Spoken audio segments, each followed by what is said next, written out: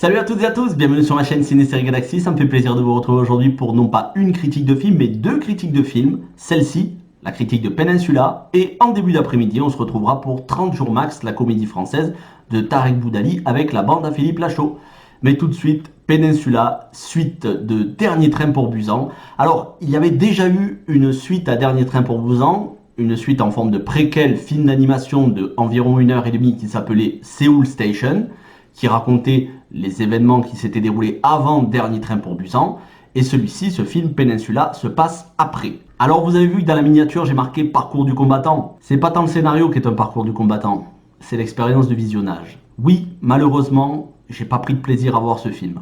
Alors, un petit constat s'impose avant ça. Le film s'est fait déchirer par beaucoup de critiques avant même qu'il soit disponible en France, avant même qu'il sorte dans les salles. Déjà, il était disponible sur les plateformes de téléchargement. Moi, je l'avais téléchargé, mais je tenais à aller le voir au cinéma. Et j'avais vu les notes. Oh, c'était des notes infectes. Ça allait de 4 à 5 sur 20 jusqu'à 8 sur 20. Mais voilà, c'était rare des très bonnes notes pour ce film. Et pourtant, c'est la suite de Dernier Train pour Busan, avec le même réalisateur, scénariste. Donc, je me suis dit, je vais me faire mon propre avis. Et bien souvent, malheureusement, les mauvaises critiques descendent des films sans forcément l'avoir vu. Les critiques de presse, ils vont voir le film quand même, mais des spectateurs, des fois, s'acharnent sur le film alors qu'ils ne l'ont même pas vu, tout simplement parce que d'autres en ont mal parlé. Et ça, c'est quelque chose que je trouve malhonnête intellectuellement, je n'aime pas ça. Il faut voir un film pour pouvoir en parler, sinon on n'en parle pas, on ne parle pas de ce qu'on ne connaît pas. Donc je me suis dit, je vais aller voir le film, et je vais voir si réellement c'est un calvaire, c'est un supplice, c'est un chemin de croix. Et je suis désolé de faire ce constat, j'ai pas pris de plaisir à voir le film, non seulement j'ai pas pris de plaisir, mais ça a été douloureux d'aller jusqu'au bout. Avant toute chose, on va parler du synopsis, un petit point de casting, et ensuite on va parler de la critique à proprement parler. Le synopsis, il est très simple. Ça se passe pour la première partie du film, c'est-à-dire les 20 premières minutes, juste après Dernier Train pour Busan. On y suit un militaire et sa famille, femme, enfant, beau-frère. Il fuit Busan à travers un cargo avec plein de militaires, sauf que dans ce cargo, il y a des gens qui sont infectés. Au final, le militaire perd une partie de sa famille, et ensuite, bon, dans le temps, 4 ans après. 4 ans après, ils sont embauchés par un mafiosi, pour pouvoir retourner sur Busan, récupérer un trésor. En gros, c'est des gros paquets de pognon avec plein de millions et de millions de dollars. Mais ils vont s'apercevoir qu'il y a des survivants à Busan qui, pendant ces 4 ans-là, sont construits une nouvelle vie. Et ça va être un parcours semé d'obstacles pour récupérer ce magot et revenir sur le continent, on va dire, qui n'a pas été touché. Revenir à la base. Voilà pour le synopsis. C'est une critique sans aucun spoiler, donc je n'en dirai pas plus. Le casting... c'est le même réalisateur et scénariste que Dernier Train pour Busan, et c'est pour ça que je suis encore plus déçu. Quant aux acteurs, ils sont tous différents. Aucun acteur du premier film. C'est un casting totalement nouveau, composé d'acteurs qui sont, on va dire, connus dans le cinéma coréen, mais pas forcément chez nous. Donc je ne pourrais pas vous prononcer les noms parce que je ne veux pas les écorcher, et puis j'ai beaucoup de mal à retenir les prénoms coréens. Autant vous pouvez m'interroger sur les films américains, les acteurs, il n'y a pas de problème. Autant le coréen, j'ai du mal à retenir, tout comme les chinois d'ailleurs. C'est asiatique, j'ai du mal, j'aime bien, hein, mais j'ai du mal à retenir les noms et je sais jamais si c'est le nom ou le prénom, bref. C'est pas le plus important, le casting, c'est les points forts et les points faibles du film. Alors, la critique à proprement parler, on rentre dedans, ça va se décomposer en deux points principaux. Le premier point, c'est l'interprétation, le deuxième, c'est la réalisation. Et là, j'ai envie de vous dire, que ce soit au niveau de l'interprétation ou de la réalisation, on tutoie des sommets à la fois de ridicule abyssal, et je pèse mes mots, d'un ridicule absolu, et d'une forte émotion qui peut éventuellement vous décrocher quelques larmes. Et c'est en ça que j'ai pas vraiment aimé le film, parce que je ne savais pas du tout sur quel pied danser, je ne savais pas où me placer. À certains moments, le film m'énervait profondément, j'avais envie de quitter la salle. À d'autres moments, le film était touchant et je me disais, ah oui, on a affaire à un grand film. Mais ça fait le yo-yo avec les émotions sans arrêt. Et ça, c'est hyper désagréable quand on est spectateur. Donc, interprétation. On a des acteurs qui sont charismatiques. On a l'acteur principal, il est charismatique, il n'y a rien à redire, il joue très bien. Alors, il est un petit peu mutique, on n'entend presque pas parler de tout le film. En même temps, il n'y a pas grand-chose à dire non plus. Mais voilà, il est charismatique, il fait le taf. On a une actrice qui joue dans le film qui, elle, est irréprochable. C'est elle qui insuffle de l'émotion au film. On a d'autres acteurs plus jeunes, des actrices plus jeunes, des enfants, qui sont tantôt attachantes, tantôt agaçantes parce que elles ont des personnages écrits comme des adultes, mais avec des dialogues d'enfants. Vous voyez, elles se comportent comme des adultes, mais elles ont des dialogues d'enfants capricieuses. Et ça, c'est insupportable. Donc jouer sans arrêt sur cet équilibre instable, c'est vraiment agaçant. Et puis, on a les méchants du film, qui sont des parodies de méchants. Le problème, c'est que eux-mêmes se prennent au premier degré, mais nous, on a du mal à les prendre au premier degré. On a du mal à les prendre au sérieux parce que ils frisent le ridicule, et même c'est plus que friser le ridicule, ils tombent dans le ridicule sans arrêt. Ils jouent mal, ils ont des dialogues insipides, creux, qui ne servent à rien, qui ne font pas avancer le scénario. Je vais vous donner un exemple. C'est pas vraiment du spoilers parce que ça va pas vous dire grand-chose. On a le général et son acolyte, ils sont en train de discuter, ils cachent quelque chose aux soldats. On a un soldat assez paranoïaque, limite, plus que limite, il est psychopathe, il rentre, il les menace, il fait du bluff.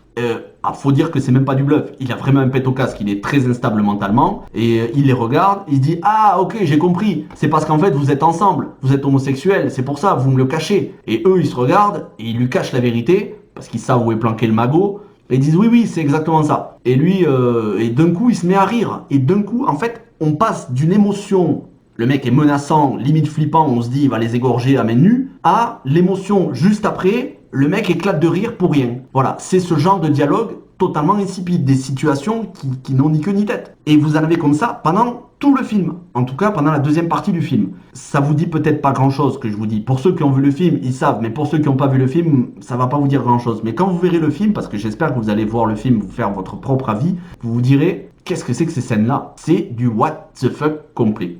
Mais complet, ça part dans tous les sens. Donc ça, c'est pour l'interprétation, et après, il y a la réalisation. Alors la réalisation, en 3 points, le rythme. La première heure, j'ai dû lutter contre le sommeil, tellement c'était d'un ennui. Passer le premier quart d'heure qui est excellent.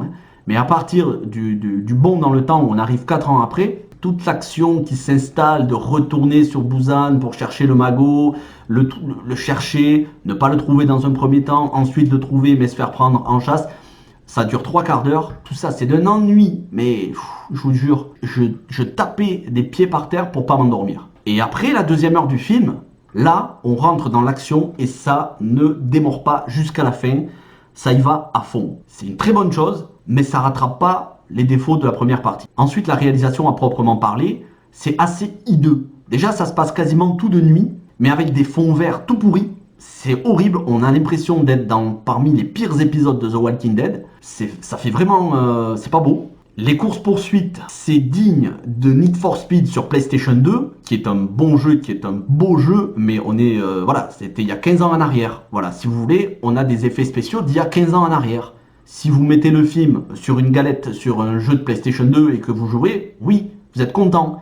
Mais on n'est pas sur PlayStation 2, on est au cinéma en 2020, et moi j'ai envie de voir un film avec de beaux effets spéciaux, avec des courses-poursuites. Quand on voit ce qu'on arrive à faire dans Fast and Furious, il n'y a pas de raison de faire moins bien dans Peninsula. Même si le budget n'est pas le même. Sauf que là, ça se voit que les effets spéciaux sont mauvais. Alors je vous parle même pas de la crédibilité où il y a une voiture qui fonce dans des centaines et des centaines de zombies qui s'en sort sans aucune égratignure, il n'y a même pas le pare-choc enfoncé, il n'y a même pas de rayures sur la peinture. Ça, bon, admettons. De toute façon, on n'y va pas pour chercher la crédibilité dans ce genre de film. Mais c'est un cumul. À un moment donné, cumuler, ça fait beaucoup. Et puis, on a les 20 dernières minutes où on a beaucoup d'émotions, avec une fin dont je ne vous révélerai rien, mais qui peut éventuellement vous décrocher des larmes. Moi je vous dis, j'ai décroché ma petite larme à la fin, j'ai trouvé que c'était très beau comme fin. On passe du ridicule à l'émotion. Qu'est-ce que c'est que ce film? J'ai encore du mal à comprendre comment on peut faire des fautes de goût à ce point-là. Donc ça n'est que mon avis, bien évidemment. Peut-être que vous avez aimé le film. Je sais qu'il y en a certains qui ont aimé le film. Faites-vous votre propre avis. Allez voir le film, c'est un des derniers blockbusters qu'on va avoir parce que à l'heure où j'enregistre, on est presque 18h mercredi, dans quelques heures on devrait avoir une annonce d'un très probable reconfinement et donc d'une possible fermeture des cinémas. En tout cas, il reste, même si les cinémas continuent d'ouvrir, il reste plus beaucoup de séances. C'est un des seuls blockbusters à l'affiche. Allez le voir tant qu'il est temps, parce que bon, ça reste quand même un bon film, avec beaucoup de carnage de zombies, ils se font éclater de toutes les manières possibles, sous les roues, par-dessus, à coups de fusil, bref. Les zombies, si vous voulez voir du zombie se faire exploser, il y en a, c'est pas un problème. En cela, c'est un blockbuster plutôt jouissif dans ses scènes d'action. Maintenant, si vous voulez voir quelque chose d'agréable à regarder, c'est pas sûr que vous vous régaliez. En tout cas, moi, je me suis pas régalé du tout. J'ai pas voulu faire la critique à chaud parce que je voulais prendre du recul sur le film. Maintenant, ça fait presque une semaine que j'ai vu le film. Je me fais un avis définitif. J'ai pas du tout envie de regarder le film une deuxième fois. Je vous le dis. Autant Dernier Train pour Busan, je regarderai d'autres fois parce que j'ai déjà vu plusieurs fois même. Autant celui-là, je pense que je ne le regarderai plus du tout. Désolé si la critique ne vous fait pas plaisir, mais encore une fois, vous avez l'habitude de me voir bienveillant dans les critiques. C'est pas parce que je suis bienveillant de nature que je vais être malhonnête et dire l'inverse de ce que je pense. Si j'ai pas aimé un film, je le dis. J'essaye de rester poli, hein, voilà, de pas insulter le film, mais je le dis. Je n'ai pas aimé Peninsula. Malheureusement. J'espère quand même que vous avez apprécié cette critique. Faites-vous votre propre avis en allant voir le film. Il est disponible en téléchargement. Essayez d'aller le voir au cinéma, c'est toujours mieux. En tout cas, quoi qu'il en soit, likez, abonnez-vous, partagez si vous le voulez. Et on se retrouve dans quelques heures pour la critique de la comédie française 30 jours max sans aucun spoilers, dans le courant de la journée, entre midi et 2, 14h grand maximum. En attendant, je vous souhaite une bonne journée, bon courage au travail, un bon appétit. Merci à vous. Ciao tout le monde.